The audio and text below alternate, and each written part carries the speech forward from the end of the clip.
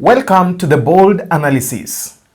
The decision and the announcement by the ODM party of the intended dialogue in form of a convention with the Kenya Kwanza government has continued to elicit mixed reactions from a majority of Kenyans, and especially the Gen Zs, the supporters of the ODM, and equally the supporters of the current government. As the ODM yesterday had a parliamentary group meeting, I think it was on Tuesday, then yesterday, the rest of the Azimio group had a parliamentary group meeting. And in that meeting, there were reported division, heavy division among the Azimio principals and also among the members of these particular parties, more so in regards to the issues of dialogue. And so these divisions culminated into a real division between the principals, as even one principal did not attend this meeting, that is Eugene Wamalwa. And also in that press briefing that was being given, I didn't see Martha Karua later yesterday. So it's something that really came as a thorny issue in between them. Maybe just to read you a statement that was made by ODM in regards to the dialogue that they intend to undertake with William Ruto. Resolutions of the ODM Joint Parliamentary Group NEC meeting. The Joint Parliamentary Group and National Executive Council of the ODM party was held today, that was on 17th, and resolved as follows. The meeting endorsed the call by the Central Committee of the party during its meeting of Friday, 12th July for a national convention or a conversation that would bring together all the people of Kenya. This meeting reiterated the need for this convention to be all-inclusive, people-centered, and constitutionalized. The meeting further endorsed the position taken by the Central Committee for preconditions set prior to the National Convention dialogue. And also thirdly, that in the conversation, the party leadership was expressly mandated to prioritize policy proposals as long-standing matters as identified by the Central Committee, including not just limited to corruption, negative ethnicity, unemployment, and social justice. That each and every issue should be on the table in order for us to find lasting solutions to the issues bewildering our nation as the people of Kenya. Signed by Edwin Sifuna, that is MP, the Secretary General. So it is that particular statement that angered other Azimio core principles. You remember some days back, people always say, and we've always been saying this, that when you hear Oduor talk, Oduor seems to be Raila's mouthpiece. The other day he said that he was endorsing the dialogue issues. You know, they wanted dialogue, that people wanted Ruto to go so that you remain with Gachagua. You know, those sentiments. And those are the very sentiments that ODM National Chairman John Mbadi said in that meeting with other Azimio principals that really blew things out of the mind. Maybe just to quote John Mbadi, this country must talk. Our partners in Azimio are dishonest. We have children and we have a country to save from. Mbadi said that in a parliamentary group. I think that was a parliamentary group of ODM. You know, Raila also said something in the same meeting that, I will quote, Ruto goes, then what? Ruto may go, then Gachagua takes over to continue implementing bad policies. Ruto can also say, I'm tired, let the military generals take over. Then the country begins to go through what Egypt went through after Tahrir Square. Ruto must go, cannot be an end. That is Mr. Dinga charged. And I've been telling you all along that Raila has been vouching for this dialogue. Contrary to what people are saying that, oh, Raila listened. You could even read it the other time when he was in Kware. When he visited Kware and those youths were saying, no dialogue, no dialogue. He kept talking until the noises went levels higher. That is when he hit to that and said, no dialogue. Then the crowd charged, you know. But his body language and also his all indications have been indicating that this is something that he's been ready for, and he was determined by all means to go on that dialogue. So that division with other leaders, you even saw yesterday, Eugene Wamalwa, as I've told you, kept off that Azimio meeting with other principals, and he later released an own statement saying that he's not ready for dialogue, he's not going to dialogue, whether he's being given slots in the government, even his former position, he was the former CS for defense, he will not accept to be part of the road. That is what Eugene Wamalwa said.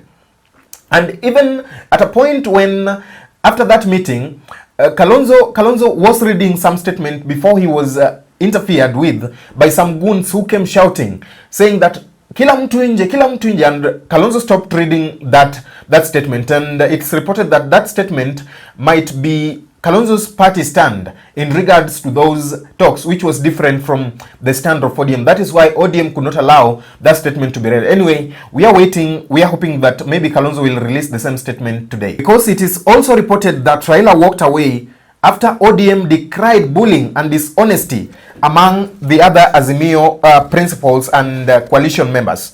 You know, so that press by Kalonzo didn't go. Let's just hear from what happened there.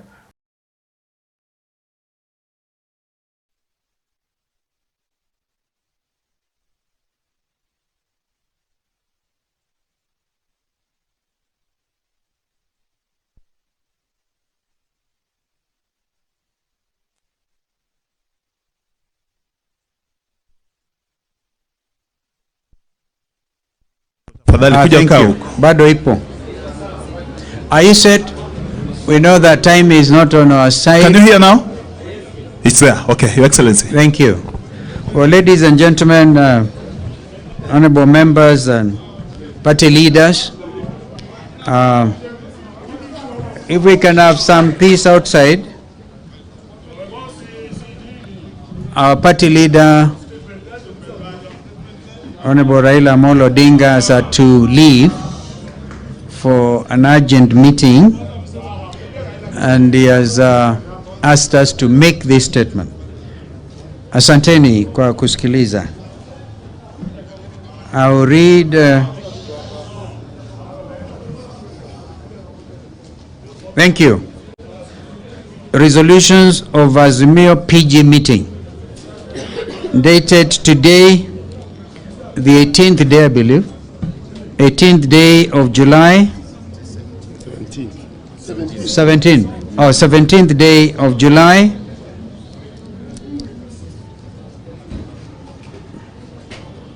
2024. The joint meeting of the parliamentary group of Azimio la Umoja One Kenya Coalition Party was held today, Wednesday, the 17th of July 2024. The coalition expresses its sympathy and condolences to those who lost their loved ones and the hundreds who were maimed, injured, and who had their properties destroyed during the demonstrations.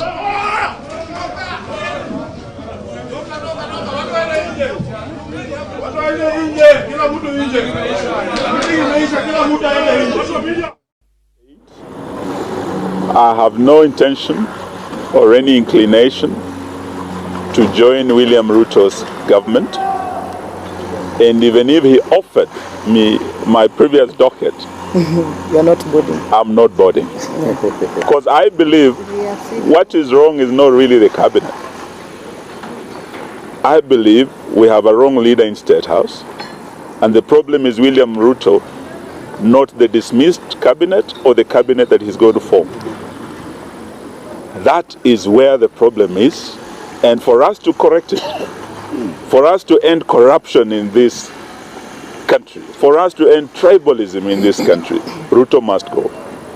Having listened to that, I want us to take an analysis of the implications of the stand of Raila Odinga to go to dialogue with Ruto and the Kalonzos and Eugene Wamalwa's refusal. You even saw the other day, Martha Karua refused, Jeremiah Kioni refused. What are the political implications of the same? Number one, you know that Ruto is trying to establish a legitimacy using Raila, because it is clear with the protests and the wave of unrest in this country, just even before Raila came, a lot of people used to complain against the policy issues and policy measures that were being taken by his government, and that to an extent has pushed is the government to lack that legitimacy, that political goodwill, and the political acceptance by a majority of Kenyans. You know, to run a government, you have to have that political acceptance. At least that is when your manifesto and your plan with the popular will be popular with the constituents that you are running. So it is in that call that he has realized that now he lacks legitimacy, and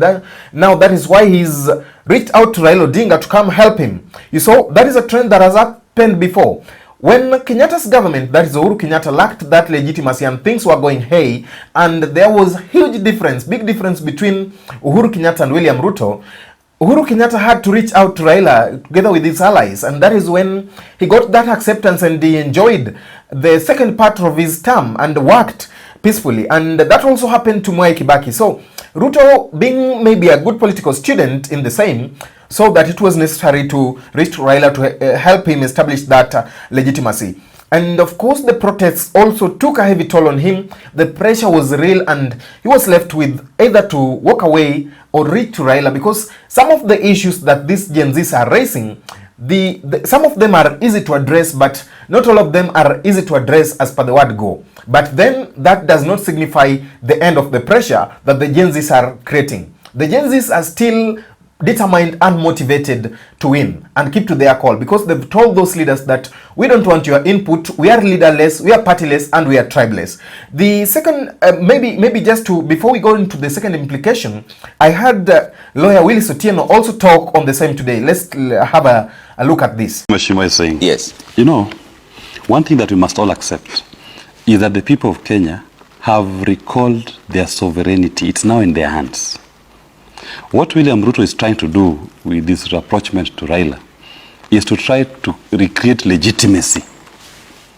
Unfortunately, Raila does not have the legitimacy of the people to speak on their behalf in relation to these protests. So even what he's looking for from Raila Odinga, he cannot get it. Because the first time when Raila went out in public to say we are going to have a dialogue, the response was fast and furious. People told him, no, this was our protest, keep away.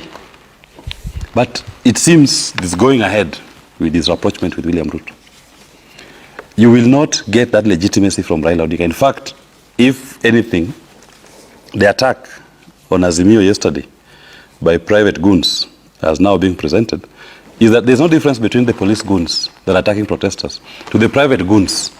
So what William Ruto has done or will achieve in getting Raila back on the table is to now merge his police goons to ODM's private goons, but those numbers will not give him legitimacy. As Mheshimiwa says, we have to find a way in which the people can take back or donate back the reclaimed sovereignty to an elected group. It will not be through boardroom deals or conversations. It has to be a ballot. yeah, Give the people a ballot and allow them. And William Ruto can contest that election if he so desires. Allow them to, in a democratic manner, donate back that sovereignty. Then you'll see everything in this country will simmer. The other implication of this is on the strength of the opposition. As things stand now, this will be like a final nail on the coffin of the opposition. That is to term it and summarize it and say it that the opposition might be as well as good as dead. Because, you know, when Raila fronted his candidature for the AUC seat, and then that close working partnership between him and the government developed, he has not been vocal in matters of opposition. He's not been speaking because people feel like he's somebody who has now gone to pursue his own interests and not the interests of the greater opposition. So that working partnership, maybe if it will succeed between ODM and the UDA or the Kenya Kwanza, then this will will have a very big impact on the livability of the opposition. Then it would not be wrong to say that the opposition might be as well as good as dead. You even saw yesterday, the police even got the courage to term the protests, calling for the ban of the protest. You saw that letter that I'm just displaying it on your screens, that the Inspector General, the Acting Inspector General of Police wrote, saying that, you know, today's protests that are planned by the youths are likely to be infiltrated, that they've got reliable intelligence reports even from foreign countries that demonstrations will be infiltrated by goons, and therefore they are calling on the protesters to shove or put away the protest today. So going thereby, you see, now the government will take advantage, and maybe holding protests in this country maybe might have some implications of maybe using heavy police brutality against protesters, the government trying to ban demonstrations, trying to prevent demonstrations, because demonstrations are enshrined in the constitution and it's a right of the people. So that is where the police tries to find it hard. Otherwise, if it were not the same, then they would just be waking one day and saying there are no protests to be held in this country. And maybe the only work of the police in this is not to prevent demonstrations. If there are elements of goons who are planning to infiltrate the protest, then it is the work of the police to single out these goons and ensure that the protesters have a peaceful demonstration and that they are protected, because that is the work of the police of maintaining law and order. And also, still under this, Ruto is trying to kind of have it easy. You saw the other day when he said that the Ford Group, that is the Ford Foundation, has been funding the protests in Kenya and trying to destabilize his government. That communication did not just make it that lightly, because it has the longer implication that they are now trying to attack the civil and pressure groups. Once they have the opposition on their side, now they'll turn their guns to the civil and pressure groups in this country to try to lock up their mouths so that they don't speak on the issues that they are supposed to be speaking on. It is the work of these civil lobby groups and pressure groups to fight, champion for the interests of the citizens in an event where the opposition now cannot talk and or has been hijacked by the government. And the third implication of Raila's move together with Ruto's move, the Gen Zs caught everybody by surprise. And when they'd indicated even before that they will be taking to the streets to protest about these issues that are bewildering this country, you saw the likes of David Ndii saying that these are just social media wanking. The likes of Moses Kuria said these are online activism, they'll end nowhere. The likes of Kimani Chungwa dismissed them. Then when they took toll, when they took center stage and the message was now out that these people are now out on the streets, then that is when they saw that, we didn't expect this. We didn't think that it would get to this level. And even the opposition was caught by surprise. Their voices were hijacked by the Gen Z. So the opposition has been really trying so hard. Raila has been always mentioned or labeled along mandamanos in this country, because people are now asking themselves, if Raila decides to rest, who will lead us in mandamanos? And the Gen Zs came out, they are leading people in mandamanos without a leader, without a party, without tribal affiliations. So that very act caught the opposition by surprise, and that act told them, or was an indication to them, that their voice was hijacked by the Gen Zs. And now they are trying all means to get to re-hijack that position of them, get to have that talk as the official opposition of this country. But the Gen Zs have said, no, we don't want the input of any leader. We just want to be on our own, because we know the way leaders are easily influenced along these particular issues and along these particular lines. The fourth implication of this, or the interpretation of this, was an instance of a political greed. Some people have come out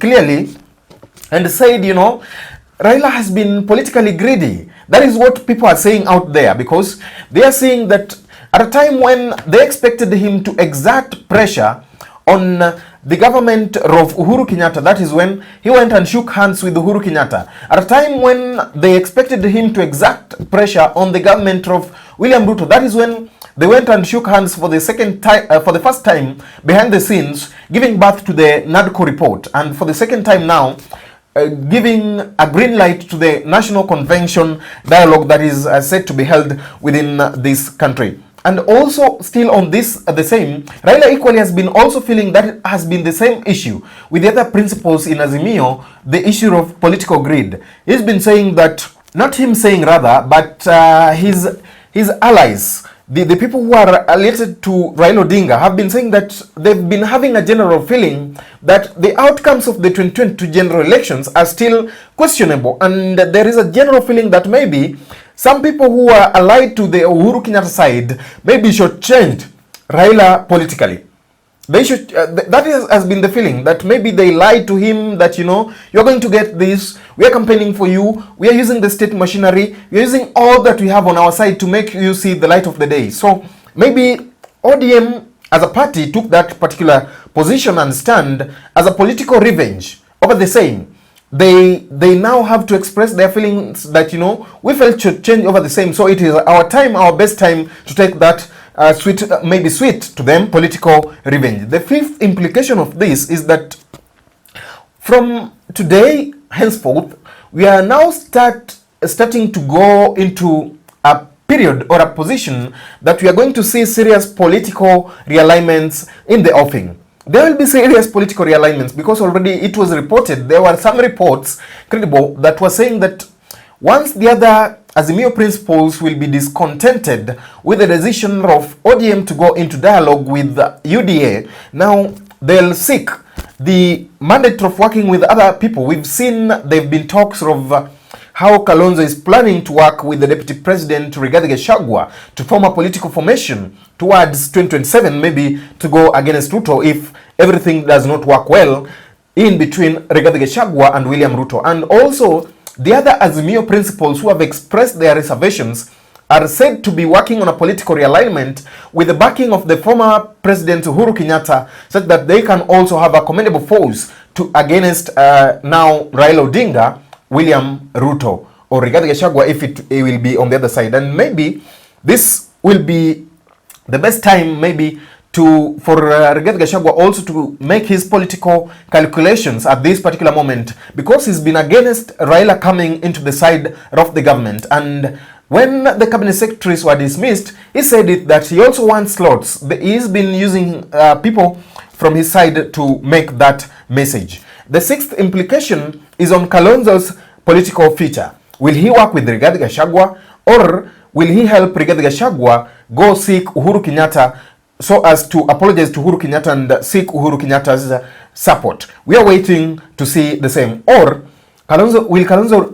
Musyoka reach out to young politicians, maybe to have a working relationship with them, or court the Gen Zs, which might also prove hard for Kalonzo Musyoka, because the Gen Zs are saying that they don't want a leader around their movement. They don't want a leader around their call. Maybe the seventh implication, you know, this might not end all that, this dialogue and working partnership between Raila Odinga and William Ruto might not end all that the Gen Zs are calling for. You know, Kenyans have been demanding for a new governance system, but the political class remains disconnected from this reality. That's why they are trying to come up with these political realignments, trying to come up with these issues of dialogue, partnerships, working, you know.